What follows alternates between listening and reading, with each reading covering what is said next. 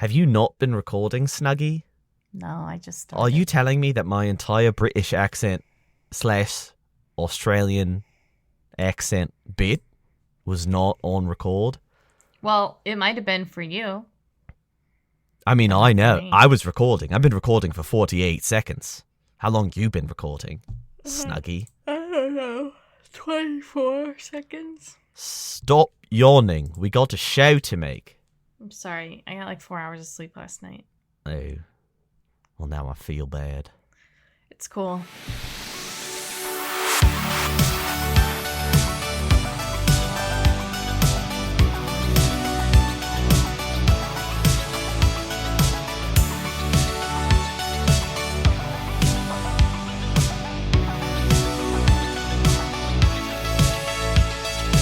Hello, everyone, and welcome to another episode of Talking Games with Kellie and Andrew. I'm Andrew. And I am Kellie. Thank you for that declaration. We're back. We took a hiatus. Not for you people. You people didn't get a break at all. No break from Talking Games for you. Although that should be a good thing, because it's content that you want to consume, I assume. Do you think I hurt the audience feelings? Maybe a little bit. Maybe you should apologize. Do you want to do the first news story? Wow, he won't even apologize. Yeah, I'll do the very first news story. Of 2023. Do you know who Sony is? Do you know who they are? They make the Switch. No. You had one job, and you did it wrong. Sorry. I'm sorry. Now I'm sorry.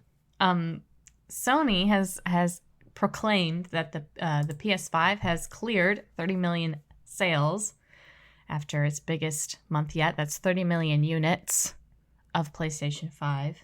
And they consider themselves out of their little shortage, which was happening for like the first 2 years of the lifespan of the PS5, which is kind of funny.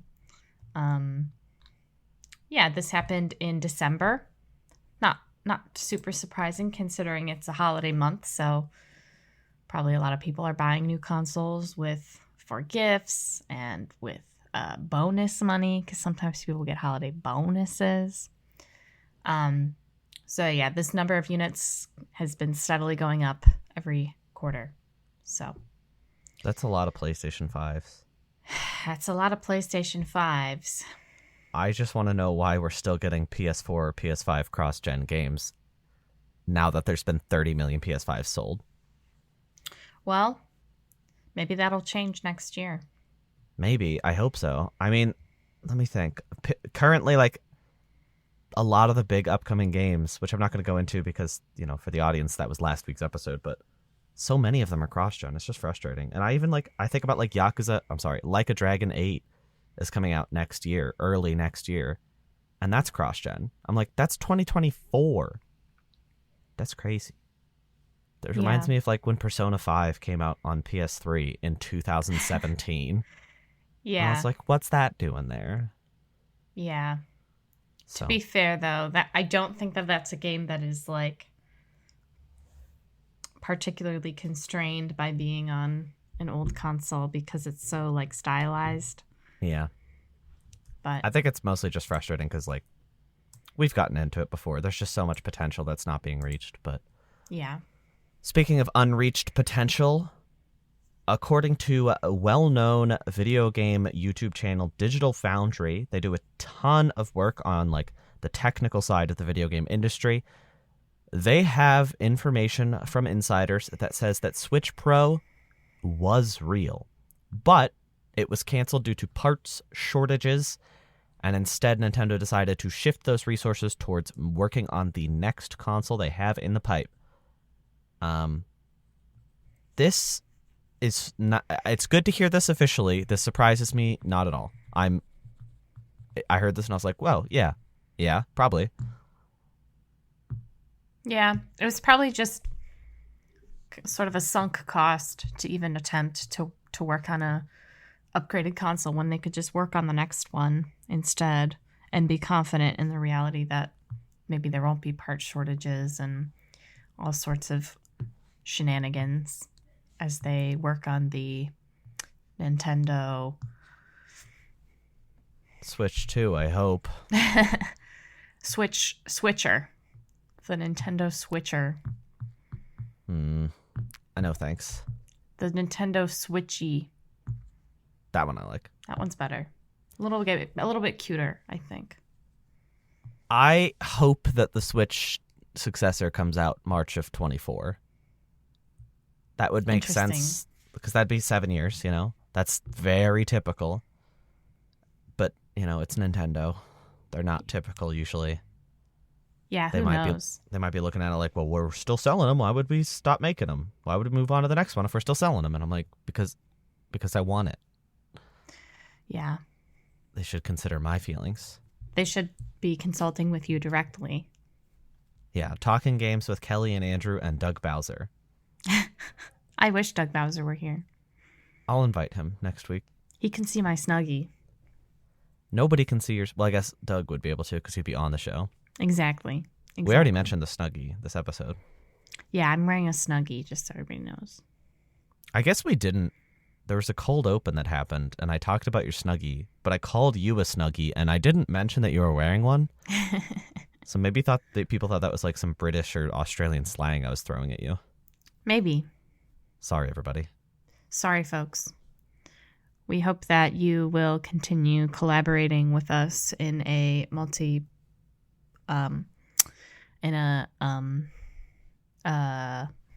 so anyway, the Last of Us 10-year anniversary is this year. It's in June.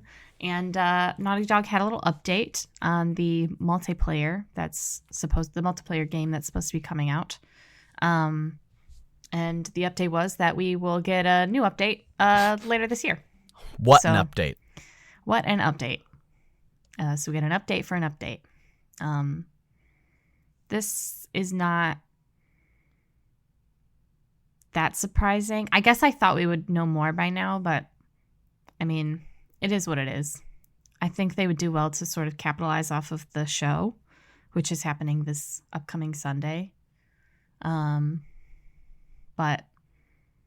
I guess they're just going to wait until later this year. So maybe they'll do it in June on the anniversary. I don't really know. I was going to say, I feel like the 10-year anniversary is so prime to either show off the trailer or whatever they're going to show, or maybe talk about what's next with the series. But I feel like they can't talk about Last of Us 3 before the multiplayer game is at least almost out.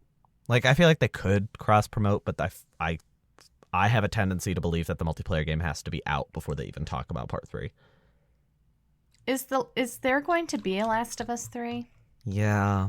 I mean, they've been, like, cagey, but it's all but confirmed. There were some recent comments by Druckmann that makes it all but confirmed, you know? Mm-hmm. I mean, they also said in this update that the series has sold 37 million copies. Like, there's no chance that Sony would let them not make a third.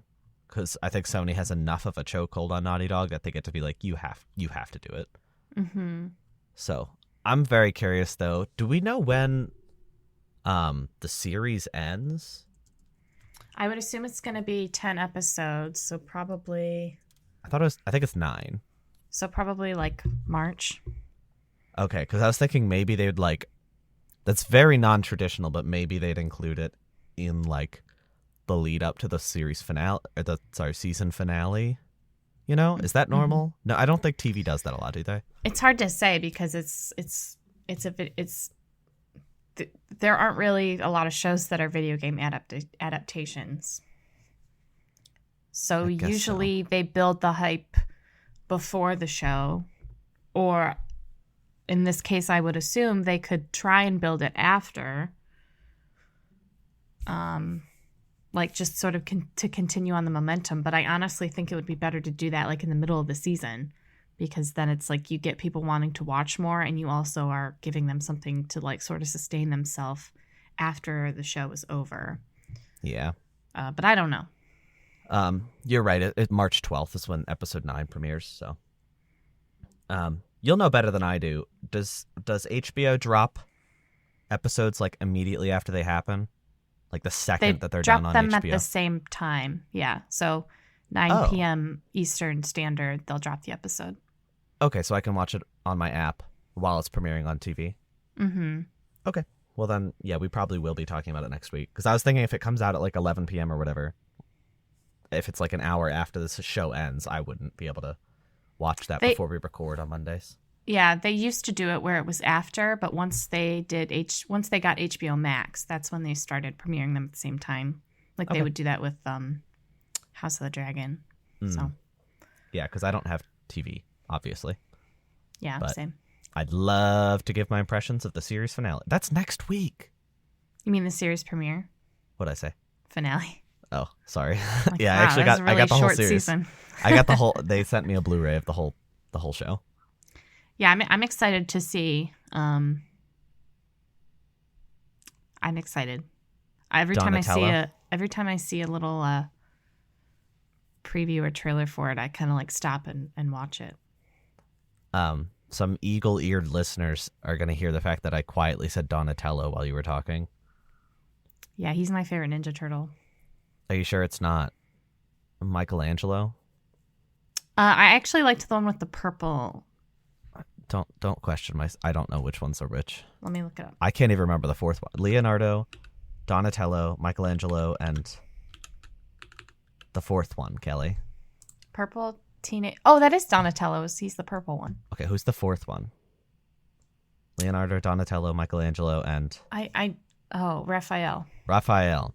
Well, 3 of those don't matter, according to PlayStation, who has announced Project Leonardo, a new accessibility controller.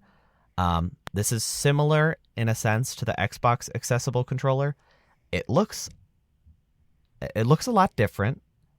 The picture that we saw kind of looks like an arcade stick attached to like a round device with buttons all along the edge. There's also, of course, plugs so you can put in your own accessories, so like foot pedals and stuff. I think this is amazing. This is something that we need more of, and I'm happy that PlayStation's getting on the same boat that Xbox did. My only concern is that they're going to overcharge for this, which is sad because, this should be something to help people get into games, but if it's so expensive, it's not going to help at all, But who's to say? I think it looks really nice. I'm excited that they're doing this. Yeah, it's nice. I mean, I think that the design of it is really nice, but I sort of echo your sentiment that I just have a bad feeling that it's going to be kind of expensive just because it's a controller anyway, and controllers are really expensive these days. And I think that because this is a sort of specialty controller, it's just going to be really expensive, which I think really goes against the whole accessibility thing that they are emphasizing with it. But yeah, because the Xbox One is $100, which obviously that's about twice the price of an Xbox controller, but I think that's reasonable for what it is because there's so much capability and it's allowing so much for players. I don't think any controller should be over like $60. I don't think you should have to pay more for a controller than you pay for a game. So $60 or $70 would be.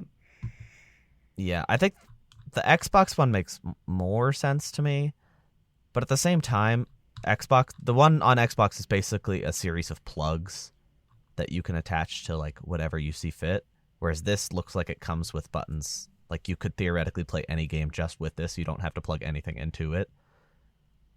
Mm-hmm. I guess I don't really know what this is going to be like. I'm privileged enough that I don't need a controller like this to be able to play games, but I'd be very interested to talk to somebody who would benefit from this and see how they feel and if they're nervous about this game themselves or this controller themselves.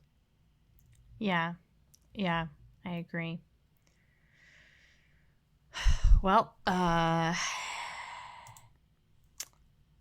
so it sounds like you're about to report on like the death of like somebody very important to you. No. The rumor mill has it that there have been whisperings for a very long time that there is going to be some sort of Persona 3 remake. And these rumors that were not super substantiated, and I guess back in the end of last year, somebody said, "Hey, you know what?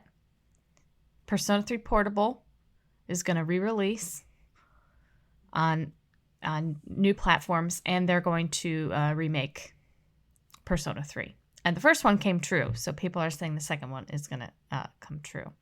I am a little bit hesitant to say that there's going to be a Persona 3 remake. I think that it is Persona 3 sits at a very interesting spot in the series because it's the least accessible out of all of them.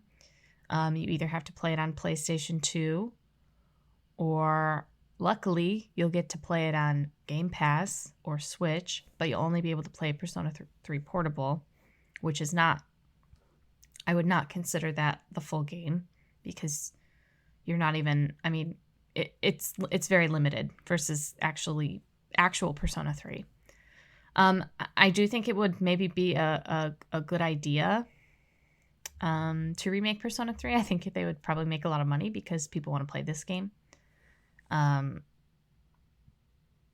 But I just don't know. I just don't know if I believe this, even though they were right about the one thing. The one thing was pretty predictable. I mean, yeah, a port is not a big deal, but yeah. And I can see the arguments both ways. People saying, well, why would they do a remake when they just released a port? Which is like, yeah, but a port is like, it's not, it doesn't require obviously it doesn't require the same amount of energy and effort that a remake does. I think this would be really cool, but I really don't want to get my hopes up because I just don't foresee it. I just think it would be a really, really intense undertaking. And if they aren't working on it, then we're not going to see it for we're just not going to see it. I don't think, yeah. I want to be excited. Too. I want to be excited because that would be really incredible, especially if the rumors are true and it would be like a fully fledged like Persona 3 FES, Persona 3 Portable, like full robust remake. Because it would be really cool to be able to play the full game, like especially with a female protagonist, because her version of the game is just a bit different. It's a little bit more like a visual novel with combat elements. Which you do actually get to play, but the visual novel, I mean, you're not walking around like you are in regular Persona, and you don't see your character's model. It's just different. It's a different experience. So it would be really, really cool if they could do that. But I'm just not. I just don't see a lot of substantial evidence that this is true. I think the thing for me is I've always been a little disappointed because Persona 5 was so incredible. It is so incredible. And that graphical style, like you could just remake Persona 3 in that style, one for one, and I'd be a happy camper. You don't need to change things up drastically for every release, you know? Mm-hmm. And I don't think that the team would be willing to release something that looks so similar, which is why we don't get games as regularly, you know? Because Persona 5 is an absolute, like, groundbreaking masterclass of games. But that means that they can't make it as quickly because they're like, let's put so much flair and gorgeous design into this that it will take us years. And they could have just taken that brilliant formula and made like a Persona 3 or 4 and 4, I should say, remake. But instead, I think that's not what they want. It's going to be hard to say. I guess we'll be able to tell within 12 months if this is true, obviously. I hope it is, but at the same time, if the team has like Persona 6 cooking up and it's not too far away, that would be more exciting to me. So I guess we'll just have to wait and see. But yeah, Kelly, what you been playing this week? Well, it's funny that we are talking about Persona because I, in preparation for 3 and 4 being on Game Pass, I downloaded Persona 5 Royal on Game Pass, and I started playing it. Now, I have played Persona 5, the original base game, vanilla game, whatever you want to call it, way back in 2018. I remember it was like right when I was graduating college, and I have a lot of fond memories, but I never finished it. So because I know Royal is sort of like the definitive experience, I was like, you know what, let me just get in the mood. Um, so I've been playing it. I think I'm like 25 hours in, maybe a little bit less, maybe a little bit more. I'm not Been sure. playing it. Yeah, I mean, yeah, I've been in it. You know what I mean? But I'm enjoying it. So I don't know if it's just my memory. I don't find a whole lot of new stuff so far because I'm still pretty early in the game. I just got done with like the second main story palace, I guess you could call it. To not be super spoilery, I won't say anything else. But yeah, I mean, when you play Persona 5, it's like it's just a very cohesive experience. The design of it is incredible. The gameplay is fun. I find that it is the least sometimes it's really, really hard to get into. I think this is a JRPG thing in general, but Persona is really it's very egregious in Persona games. It's like the first like 8 hours of the game, you're like, okay, now I have to do this. Okay, now I have to do this. You don't have a whole lot of freedom. It's just an anime. Yeah, the game becomes a lot more fun when it opens up and you are able to have more control over what you're doing,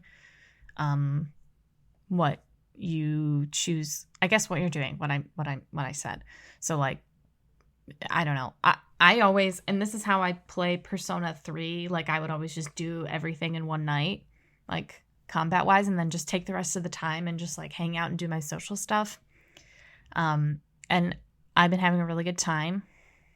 I find that the theming of Persona 5, I find the themes of Persona 5 to be the second strongest in the series. I think Persona 3 is the best written game. I think it has the strongest themes. I think it is the most, what's the word I'm looking for? Nuanced? Yeah, I think it just has a really strong, I can't think of any other word but theme. That's a good word, though. I just think it has a really strong sense of self. Persona 4, I think, flounders a little bit in that a little bit more. I still think it's a good game, and I like the cast of Persona 4 a lot. But Persona 5, I think, sort of brings them both together. I think the themes are really strong, and I think the characters are really enjoyable. I like the characters a lot in 5. I like the new characters introduced in Royal. I'm enjoying the new social links. I'm excited to see where they go. But yeah, I probably will finish this. I don't know if I'm definitely not going to finish it in time for the ports. And I will probably actually be playing Fire Emblem sooner rather than later. So I'm not going to be able to finish this game. But those are kind of my thoughts. And like I said, I played Persona 5, so I already have a really strong base knowledge of the story and like the characters. So some of the introductory stuff, I was like, all right, like I get it. Like even though I played it, 5 years ago, it's memorable. It's very memorable. So it kind of just felt really, like I said at the beginning, it's very like hand-holdy, like, okay, we're doing this now. Okay, we're doing this now. Shouldn't you go to bed now? Shouldn't you go to bed now? It's like, everybody hates you. You're a criminal. Go to bed. It's like, okay, like I get it. But I'm like, okay, but I need to go work my job at the beef bowl shop. Okay. And then I need to get my knowledge up. Okay. And you guys are preventing me from doing that because you want me to do this, this, and this. Anyway. I've been looking to get back into it. I've been held off partially by my interest in potentially playing Persona 3 Portable on Game Pass. I never did play Royal. I have it. I bought the collector's edition because I loved Persona 5 so much that I was like, gotta buy the collector's edition. And then I started it when it came out, but I was just like, hasn't been long enough. It's still too fresh in my mind. And I still kind of feel that way after a couple years, but I'm definitely getting closer to the point of wanting to replay it, and we'll see when that ends up happening. It will happen, though, I'm sure, at some point. Yeah. So, I played a game that I also have played in the past, that being Crisis Core, the prequel to Final Fantasy VII, which just got a remake on all major platforms, including Switch, called Final Fantasy VII Crisis Core Reunion, or Crisis Core Final Fantasy VII Reunion, or Final Fantasy VII Reunion Crisis Core. I don't know. They seem pretty interchangeable. The title's pretty dumb, but all you need to know is it is Crisis Core, the remake of the PSP classic. This is unchanged. It is visually unbelievably better, but you are playing a PSP game in a lot of senses. The level design still very linear. The combat is still action RPG. It does not adopt what Final Fantasy VII Remake did, but it tells the story of Zack Fair in what I think is a pretty efficient package. It's definitely better than the PSP game because the PSP game has a lot of design fluff. You know, like when you are using, there's this thing called the DMW, which is a constantly running slot machine in the top left corner of the screen. And when it gets certain numbers, you get bonuses. If 3 characters in a row line up, you get a special attack that you can do. It's very silly. It's very Japanese, very dumb, but it's wonderfully entertaining. But in the PSP game, this is one really good example of how they sped the game along. If you got 2 characters, it would stop what you were doing to show you the third slot playing to see if it would line up. And it doesn't even mean it would. Sometimes it wouldn't line up, which means you had to stop and watch this scene every single time. They got rid of that. They made it so now it just happens in the background at all times, and the only time it freezes is when it's showing you like a special cutscene, which is, you know, that's cool. There's a lot of incredible stuff in this game, though. The only weird thing visually to me is that they didn't remake the pre-rendered cutscenes, and now the in-game cutscenes almost look better than the pre-rendered cutscenes because that's, you know, it's been so many years. It's like been 15 years and several console generations. So it makes sense that real-time cutscenes can surpass that now. But that means that like certain character designs just look different in some cutscenes, which I thought was really peculiar. And that also means that it's like resolution's a little crunchy. But ultimately, I enjoyed it a lot. This is very much for fans of Final Fantasy VII. Do not start with this one. Don't. That's a bad idea. I think your best bet is probably Final Fantasy VII Remake or the original if you think you can handle a little bit of oldness. But I really enjoyed going back to this game. I have a lot of nostalgia for Crisis Core, so I was excited to play this remake. And it came and went, and I loved it. It was a nice 8-hour journey compared to like 15 to 20 in the original game because of so much fluff. I liked it a lot. I think the length was good. I'm glad it wasn't longer. The side content is real boring, but also real optional. So I decided to just avoid that and enjoy a story that they gave me. Nice. That's game number 1. Game number 2. Well, go ahead. No, I was just going to say, what was game number 2? Oh, sorry. You were trying to set me up and I went too fast. That's all right. You're on a roll. Well, put on your thinking caps because we're going to talk, or put on your gaming caps because we're going to talk about Hat in Time. This is a 3D platformer from indie developer Gears for Breakfast. It came out 5 years ago. It's adorable. No, it came out 6 years. It came out in 2017. It is absolutely adorable. It's about Hat Kid. It's this little young lady who wears a big old top hat and runs around doing platforming challenges. It's sort of akin to a lot of 3D platformers of old, like Mario 64 is the one I think it's most similar to. You enter a world, you do a little challenge in this little sandbox, and then you get a little time stopper, a little time device that is your goal. It's kind of like the star from Mario 64. What is it called? What are those things called? Not the clock, sand clock. Oh, an hourglass. Hourglass. What did I don't sand know clock. Oh no! You get a little sand clock. No, you get hourglasses. I like this game a lot.